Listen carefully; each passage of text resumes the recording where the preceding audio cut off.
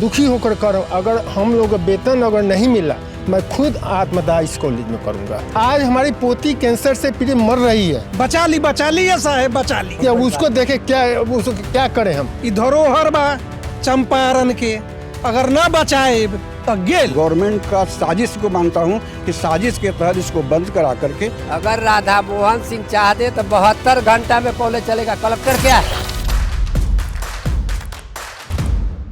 नमस्कार, आप देख रहे हैं हमरा बिहार। मैं हूं नासिर खान। अभी हम मौजूद हैं पूर्वी चंपारण के एक बहुत ही महत्वपूर्ण कॉलेज में, जो आयुर्वेदिक कॉलेज के नाम से प्रसिद्ध था, जहां पे देश से विदेश से भी बच्चे यहां आते थे और पढ़ते थे और डॉक्टरी करके देश को और समाज को सेवा करते थे। बात करेंगे इस कॉलेज के प्राचार्य साहब से कि आखिर क्या हुआ कि ये कॉलेज इतना बदहाल हो चुका है और पढ़ाई लिखाई समाप्त हो चुकी है। जी बोलिए, क्या नाम हुआ? मैं राम बाबू सिंह प्रधान सहायक के पद पर हूँ। जी। आप इस महाविद्यालय के निरीह और बेजान कर्मचारियों की आवाज़ बनकर हमारा बिहार चैनल के द्वारा जो है सुधि ली जा रही है, इसके लिए आपको बहुत बहुत धन्यवाद। यह संस्था 1955 से स्थापित बिहार के प्रथम मुख्यमंत्री श्री कृष्ण बाबू के द्वारा शिलान्यास उद्घाटित यह महाविद्यालय है और उसके बाद से यहाँ निरंतर यह महाविद्यालय जो है द्रुत गति से यह महाविद्यालय चलता था। यहाँ देश ही नहीं विदेशों से यहाँ से चिकित्सक निकलकर चिकित्सा सेवा के क्षेत्र में कार्य करते थे। दुर्भाग्य है कि यहाँ जो है प्रमोद कुमार की शासी निकाय की गठन हुई और इस महाविद्यालय का जो है दुर्गति शुरू हो गया। मेरा नाम अखिलेश्वर मिश्र हुआ। इसके पहले हमारे पिताजी भी इस कॉलेज में द्रव्यों के विभागाध्यक्ष थे। उनका नाम डॉक्टर सच्चिदानंद मिश्र हुआ। और वो कॉलेज में जब तक वेतन के अभाव में उनकी मृत्यु हो गई। वेतन नहीं मिल पाया, उनकी मृत्यु हो गई। उनके बाद हमारे डॉक्टर हरिशंकर सिंह ब्रह्मचारी हमारे घर गए। हमारी स्थिति को देखते हुए कहे कि आप कॉलेज में आ जाओ, आपको नौकरी देंगे। उस समय 2004 से आज तक मैं काम कर रहा हूँ। 2004 से? हाँ, लेकिन अभी तक एक पैसा का कहीं भी नहीं मिला। मेरी पोती जी कैंसर से पीड़ित है। पैसा के अभाव में इलाज नहीं हो रहा है। अब ये थी राधा मोहन सिंह, प्रमोद सिंह विधायक रह चुके हैं, सांसद रह चुके हैं, जबकि हम लोग के गार्जियन हैं। समझे, उनको आज से इतना दिन हो गया लेकिन कॉलेज के लिए एक भी काम नहीं किए। समझे, वैसे सांसद अपने विधायक रह के क्या करेंगे जो कि कम कर्मचारी भूखे मरे। और मैं बहुत हताश और दुखी होकर अगर हम लोग वेतन अगर नहीं मिला मैं खुद आत्मदाह इस कॉलेज में करूंगा। पेट्रोल लगा के आग लगा के मरूंगा। क्योंकि आत्मदाह नहीं करना चाहिए। नहीं, क्या करें? देखिए, आज हमारी पोती कैंसर से पीड़ित मर रही है। उसको देखे क्या करें हम? अगला समझिए, क्या करें? कि जितना कहेंगे वो सब कमे रहेगा। इतना दुखद स्थिति है कि न देखा जा रहा है न झेला जा रहा है।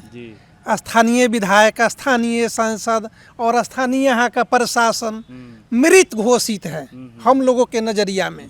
क्या कहें? ए साहेब, बचा लिए धरोहर के। ई धरोहर बा चंपारण के, अगर ना बचाए तो गेल।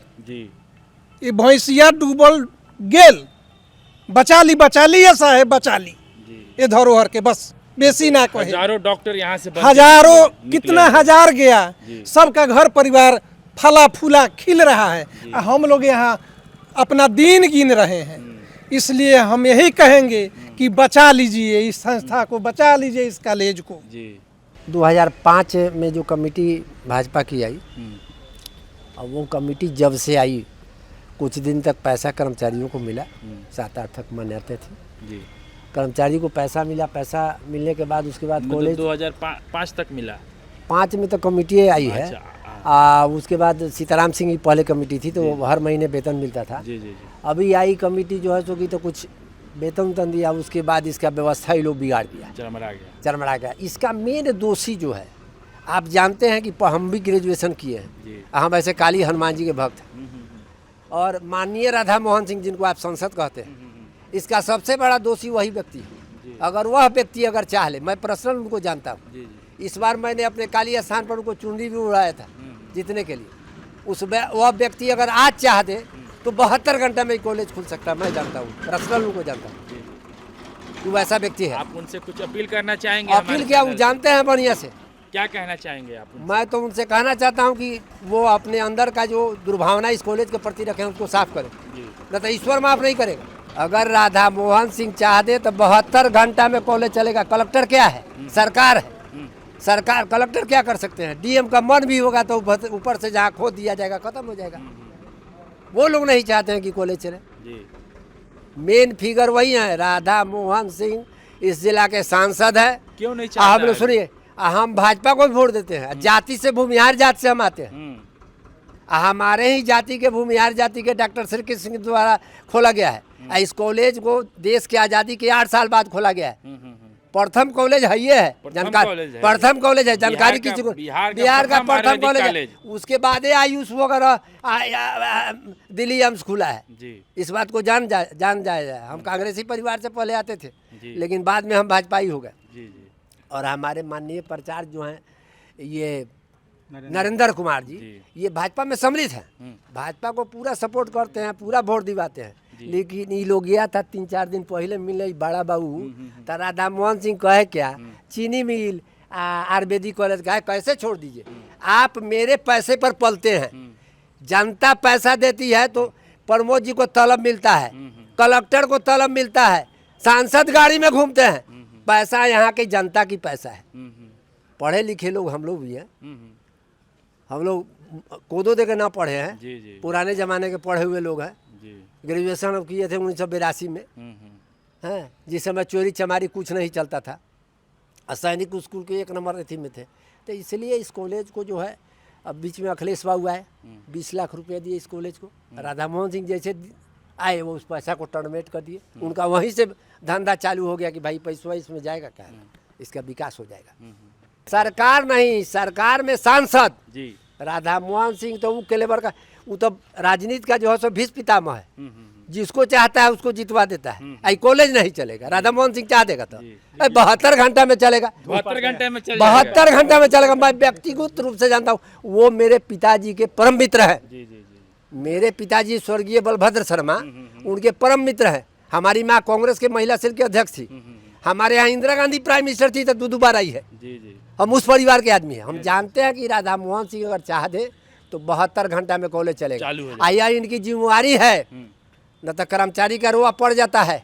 और वो हम काली के भक्त हैं और उनको आशीर्वाद भी दिए हैं। यहाँ के सांसद विधायक की जिम्मेवार हैं। अगर वो लोग चाह दे तो कॉलेज बहुत जल्दी चालू हो जाएगा। अपने अकेले ही या और कर्मचारियों के संग मिल करके इस चीज़ को उत्थान के लिए लगा हूँ।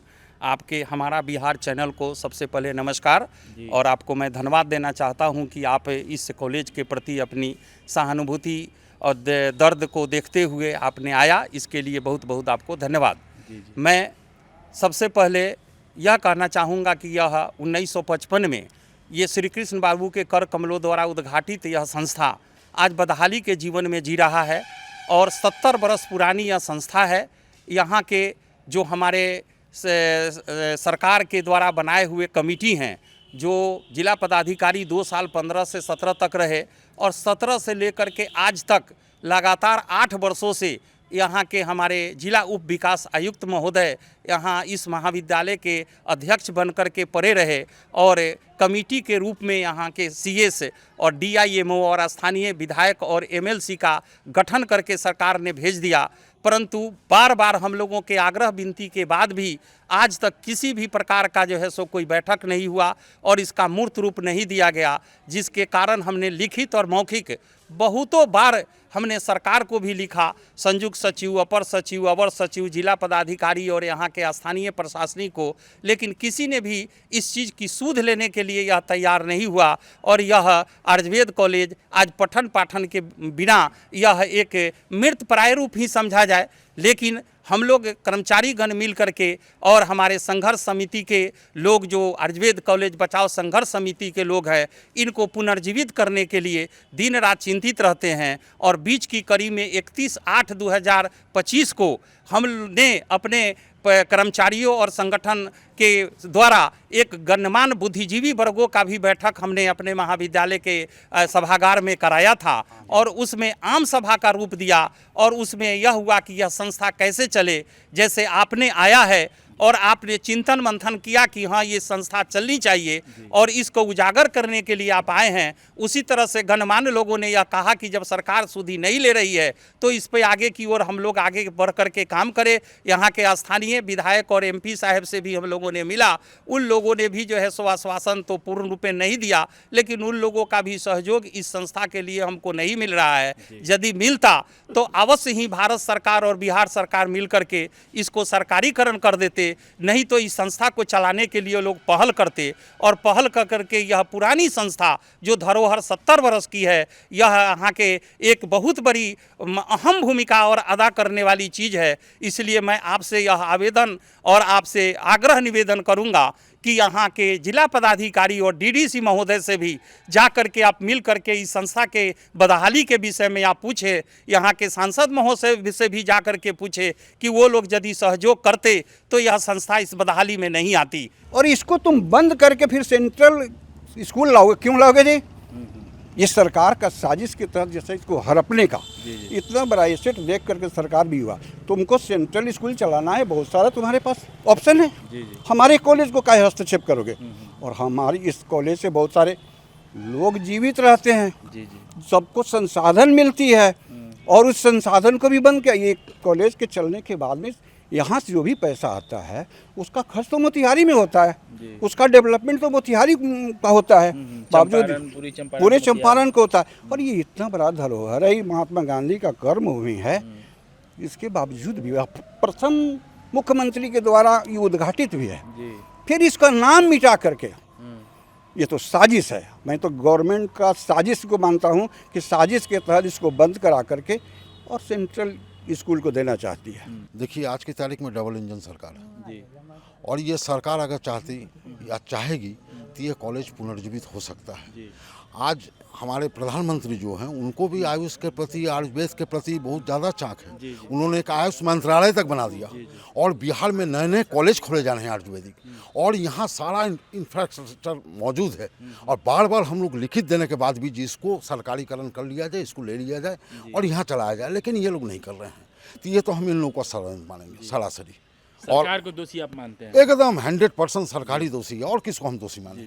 बिहार सरकार देसी चिकित्सा विनियमन शिक्षण नियंत्रण अधिनियम 1981 कंडिका 8(1) के प्रदत्त शक्तियों द्वारा शासी निकाय की गठन किया गया, जिसमें जिला पदाधिकारी को 15/6/2015 को शासी निकाय का अध्यक्ष बनाते हुए यहाँ किया गया, लेकिन कुछ भी नहीं हो पाया। उसके बाद 2017 में यहाँ के कॉलेज का विकास होना चाहिए था, जो नहीं हुआ। 2017 में जिला उप विकास आयुक्त को बनाया गया, उनके द्वारा भी कुछ नहीं किया गया। हमारे प्राचार्य महोदय द्वारा बार बार महाविद्यालय की गिरती व्यवस्था को बात रखा गया कि आप इस पर तटस्थ होकर कंपनी आपको जो है कमेटी का कन्फर्मेशन करे, क्योंकि बैठक वहाँ शासी निकाय बना दिया गया, लेकिन इसकी कन्फर्मेशन तो बैठक करके आपको करना है, किया जाए, लेकिन वह नहीं हो पाया। धीरे धीरे यह कॉलेज समाप्ति के कगार पर यह चला गया। आप आए हैं वही हम दीनहीन कर्मचारी, आप जो पूछ रहे हैं चुनावी मुद्दा, तो यह दीनहीन कर्मचारी चुनावी मुद्दा क्या बनाएगा? आप चैनल वाले और यहाँ से लड़ने वाले जनप्रतिनिधि इस जिला के मोतिहारी ही विधानसभा के नहीं, इस जिला के तमाम बिहार के विधानसभा के जनप्रतिनिधियों से हम निरीह कर्मचारी, हम दीनहीन कर्मचारी यह आग्रह करते हैं कि इस महाविद्यालय की आवाज़ आप लोगों द्वारा यह उठाया जाए। और यहाँ के बिहार के माननीय मुख्यमंत्री से भी बहुत चीज़ों की घोषणा हो रही है। इस महाविद्यालय की घोषणा पूर्व मुख्यमंत्री बिंदसरू दुबे के कार्यकाल में हो चुका है और 87 में इस महाविद्यालय को बिहार विधानसभा बजट के अनुसार 4 लाख रुपया की बजट इस महाविद्यालय को प्राप्त हुई है। तो आप चैनल के माध्यम से यह बात पहुंचाइए कि माननीय मुख्यमंत्री यह जो है कर्मचारी जो बचे हुए हैं 20 साल, 25 साल, 30 साल, 33 साल तक सेवा करने के बाद आज उनकी स्थिति चरमरा गई है। बहुत सारे कर्मचारी वेतन के अभाव में, इलाज नहीं होने के कारण जो है इलाज विहीन मर जा रहे हैं, भूखमरी से मर जा रहे हैं। तो इस मैटर को आप जो है पहुंचाया जाए। रंजीव कुमार केसरी मेरा नाम हुआ, हम यहाँ लाइब्रेरियन के पोस्ट पर हैं। इस कॉलेज को चलना चाहिए। चंपारण पूर्वी और पश्चिमी दोनों जिला का धरोहर है, जिससे कॉलेज चलेगा उसके बाद में सभी कर्मचारी की स्थिति बदलेगा। इसको हर हाल में चलना चाहिए। इसको आप मुख्यमंत्री तक पहुँचाइए इस आवाज़ को।